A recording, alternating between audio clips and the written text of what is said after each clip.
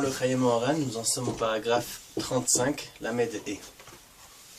Alors, Ish Echad, Aya Etzlo Bimei Neorav Shel Oto Aish Po Breslev. Il y avait une personne qui était, durant sa jeunesse, de cette personne, qui s'est trouvée chez cette personne chez Rabbeinu, ici dans la ville de Breslev. Ve'az Nitkacher Meod le Rabbeinu Zichrono Livracha B'Tshukah Gdola. Et cette personne, elle s'est attachée de façon très forte à Rabbeinu. ושמע me רבנו זיכרונו לברכה דברי תורה נפלאים, היינו התורה, תהילה לדוד וכולי, l'écouter Moran י"ב ועוד דיבורים נפלאים. Cette personne a entendu de Rabbeinu beaucoup de paroles merveilleuses, dont la Torah, Tehila le David, la Torah y"b 12 du l'écouter Moran, la Torah 12, et aussi d'autres paroles merveilleuses que Rabbeinu lui a fait entendre. ואמר לו רבנו זיכרונו לברכה, אני יודע שבימים הבאים לא תישא אצלי ולא תהיה מקורב שלי. Rabbeinu lui a dit, je sais que dans les prochains jours, tu seras plus attaché à moi comme maintenant, tu arrêteras de voyager chez moi et de venir écouter mes Torot et tout, même si maintenant tu es très mitlaev, tu as beaucoup d'enthousiasme à écouter mes paroles, mais je sais que dans le futur tu t'éloigneras de moi. Veken Aya, entre parenthèses, Rabbi Nathan nous raconte que c'est ce qui s'est passé ensuite, que cette personne n'est plus revenue chez Rabbeinu.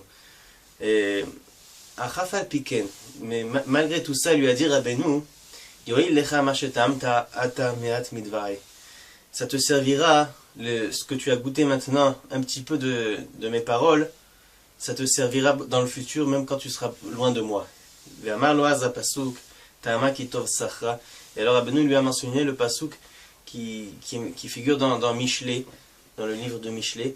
Et le pasuk qui dit Ta'ama kitov sachra lo yichbe balayla nera, ça veut dire, il a expliqué Rabbeinu le pasuk de la manière suivante. Il a dit Tekev keshetoamin la Torah shel tzadik, dès qu'on goûte le goût de la Torah du tzadik, shuv lo yichbe balayla nera.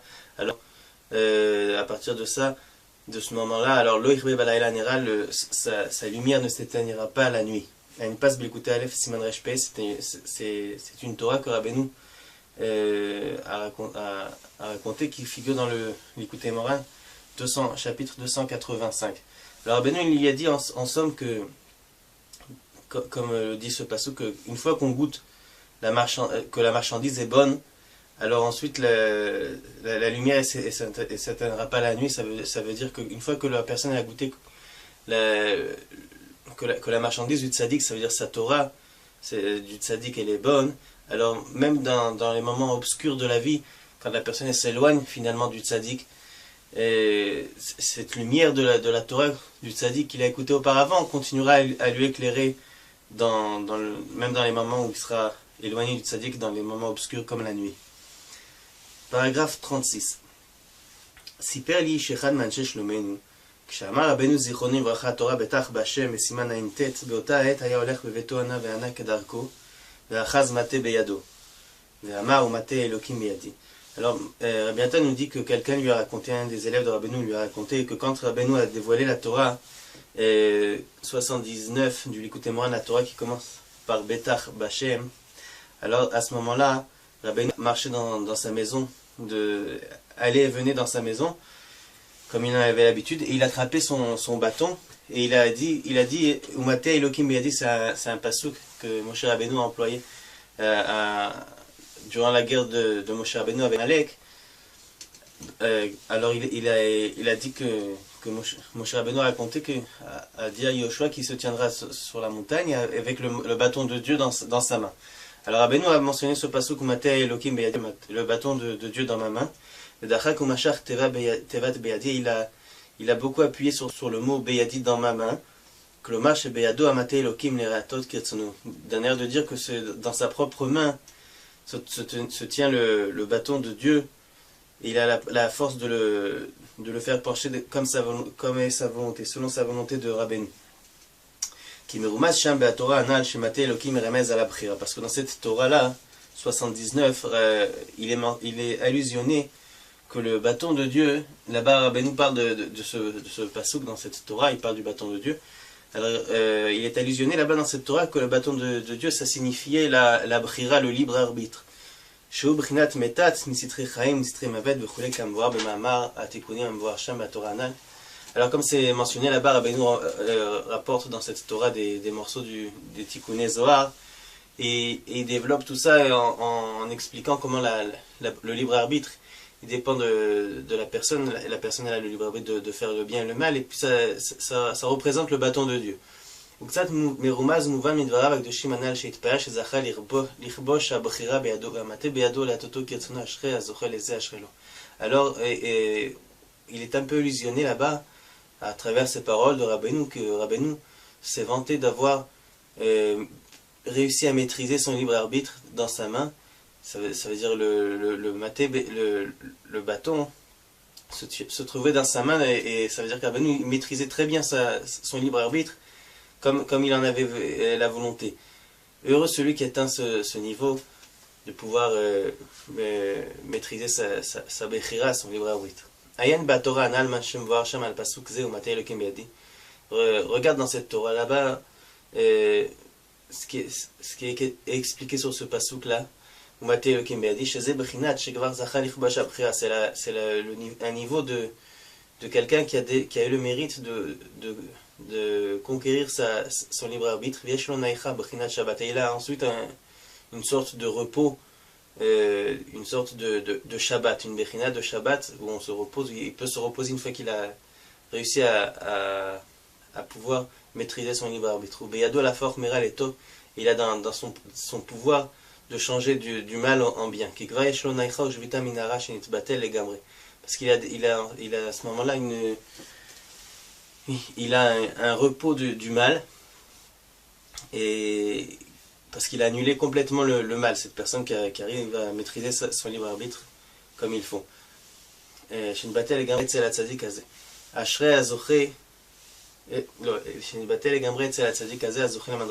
le mal il est complètement annulé chez ce tel tzadik qui a eu le mérite d'atteindre ce niveau.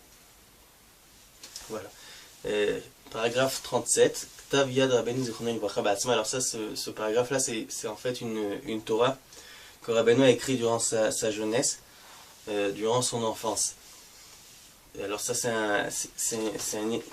un Ktav Yad, une Torah qui a été retrouvée écrite parmi les Torahs de Rabbeinu, que Rabbeinu nous a retransmis. Alors Rabbeinu nous raconte comme ça: Mishi rotze lashuv l'Hashem yitbarach, bevadai tzarech lasot atzmo bria chadasha. La personne qui veut faire tchouva, se repentir vers Hachem, alors c'est sûr qu'il faut qu'elle fasse d'elle-même une nouvelle création, une nouvelle créature. Comment se renouveler? Alors Rabbeinu nous explique ça. Sache que par le soupir que la personne soupire, alors en soupirant, la personne elle fait d'elle-même une nouvelle créature. Elle se change complètement. Ki Adam eno nach me'anishima, parce que la personne elle ne s'arrête pas de respirer. Ki bekol et umanshim, parce qu'à chaque moment il respire. Anu shemotzi evel ou machnis evel, vezeikar chiyuto, c'est-à-dire qu'il sort un souffle et il entre aussi un souffle, et c'est ça sa vitalité principale, c'est la façon principale de vivre. Evel azeh yeshlo shoresh lemalai, c'est le souffle là, il a une racine en haut. Yesh evel tov shel tzadik, veyesh evel ra shel rasha. Il y a un souffle bien du tzadik, et il y a un souffle mal du rasha. Le tzadik mamshich becholet evel ma'akdusha, le rasha mamshich evel ma'tuma. Alors le tzadik, il attire sans arrêt ce souffle de l'akdusha, il le fait provenir de l'akdusha, de la sainteté. Et le rasha, la personne qui est impie, elle attire ce souffle, épuise ce souffle de la touma, des endroits impurs. Alors il se trouve que quand la personne elle veut faire tchouva, il faut qu'elle fasse en sorte d'arrêter de puiser son souffle des mauvais endroits où elle a puisé auparavant, qui lui ont permis de faire du mal. Alors la manière d'arrêter de puiser ce souffle des mauvais endroits, alors c'est en soupirant. Il faut que cette personne elle soupire en soupirant sur ses mauvais actes qu'elle a pu faire auparavant.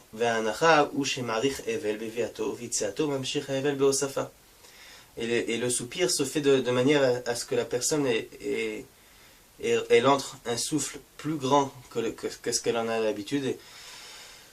Elle respire, elle aspire plus d'air qu'au quotidien. Et ensuite, elle le rejette aussi, elle fait un rejet d'air qui est plus long que ce qu'elle a au quotidien. Alors ce rajout d'air qu'elle entre en elle, c'est comme une forme de mort. Comme c'est marqué dans le pasuk Tosef Ucham Igvaun. Comme shekodem mita nitosef badam haruach ואחר כך מת והולך ממנו הרוח, כן כשנאנח נתוסף בו האבל ואחר כך נפסק מן האבל. Alors il nous dit Rabbeinu, c'est comme une personne, lo alenu, que Dieu nous préserve, avant de mourir, elle entre beaucoup d'air dans son corps, elle respire et après elle meurt. Alors pareil, quand la personne soupire, elle aspire beaucoup d'air, et ensuite elle recrache toute cette air. Alors c'est une sorte de mort. C'est comme si qu'elle venait à tuer son passé et se renouveler ensuite. כן כשנאנח נתוסף בו האבל ואחר כך נפסק מן האבל. היינו שמתיר את עצמו מקו האבל הטומאה ומקשר את עצמו לקו האבל הטהור. Alors par ce soupir, Rabbeinu nous explique que quand la personne elle aspire beaucoup d'air et c'est comme si qu'elle meurt, donc elle se détache à ce moment-là de la ligne de souffle qu'elle avait auparavant, du souffle mauvais de la Touma, et s'attache ensuite à une nouvelle sorte de souffle qui est plus kadosh, qui est plus taor. Mais kabel evel vechiyut me evel ator, et ensuite elle reçoit un souffle et une vitalité du souffle saint. נמצא שעל ידי ההנחה שנאנח על עוונותיו מתיר את עצמו משורש הטומאה ומקשר את עצמו לשורש הקדושה. Donc il se trouve que la personne, par son soupir, qu'elle soupire sur ses péchés, alors elle se détache de la racine de la touma impure et s'attache à la racine qui est de la sainteté. וזה בחינת תשובה ששב מהטומאה אל הקדושה. Et c'est ça le niveau de teshuva qui revient de la touma à la kedusha. נמצא שמקבל חיות חדש וגם הגוף נעשה חדש. Alors il nous dit Rabbeinu que c'est pas rien que sa vitalité qui se renouvelle, qui devient maintenant lié aux racines de la kedusha, mais même le corps entier il se renouvelle. Qui a parce qu'on dit nos sages dans la Gemara brachot qu'anacha shovet kol gufo shel adam, que le soupir ça brise tout le corps de la personne, ça c'est comme si que ça le brisait complètement. Nimtsa shenase guf radash, donc ensuite il a forcément un nouveau corps puisque l'ancien corps il s'est brisé par son soupir. Donc la façon de changer de passer du mal au bien, c'est en soupirant sur le mal qu'on a fait. Et c'est ça l'explication du pasuk qui est marqué dans Kohelet. Yesh evel asher naaseh ala haaretz vechule. Alors dans Kohelet, le pasuk nous parle de deux sortes de personnes. Des tzadikim qui endurent des choses que les Rechaim auraient dû endurer, et des Rechaim qui endurent des choses que les tzadikim auraient dû endurer. C'est-à-dire qu'il y a des tzadikim qui font beaucoup de grands péchés, et tout ça c'est à cause du souffle. היינו שטועים על מעשיהם הראשונים ונאנחו על מעשיהם הטובים בידי הנחותיהם נפסקו משורש הבל הטהור ונתקשרו על ההבל הטמא והבל הזה החטיאם. C'est-à-dire que ces tzadikim là, ils ont soupiré sur leurs bonnes actions qu'ils ont fait auparavant, et donc comme on a dit plus haut, en soupirant on change de ligne de souffle, de racine. Et donc une fois qu'eux ils ont soupiré sur leurs bonnes actions, alors ils se sont détachés du bien et ils passent automatiquement à puiser leur souffle du côté mal. Et ce souffle mal, cette vitalité du mal, c'est elle qui les a entraînés à faire des fautes, à pécher ensuite. Et c'est aussi la même chose contrairement. Ce qu'on peut voir des fois, que des personnes qui sont Rechaim, ils font de grandes mitzvot comme des tzadikim. Tout ça c'est aussi par par la même procédure. Gamze Evel, Aïnou Gamze Mechamat Evel, ça aussi c'est à cause du souffle. Aïnou Mechamat Anacha Shenenchu al Maaseh Marem, c'est-à-dire à cause du soupir qu'ils ont soupiré sur leurs mauvais actes. Vaïde Anacha Kashru Atzman la Evel Atov, comme je katanu l'elle. Ensuite, par leur soupir, ils se sont attachés au souffle du bien qui les a entraînés à faire des bonnes actions ensuite. Adkan Eshon Rabbeinu Hodbot Mashkata Beit Yalduto, jusqu'à là c'est ce que Rabbeinu a écrit durant son enfance, mot par mot. Voilà, Bezrat Hashem, la suite la prochaine fois, à bientôt.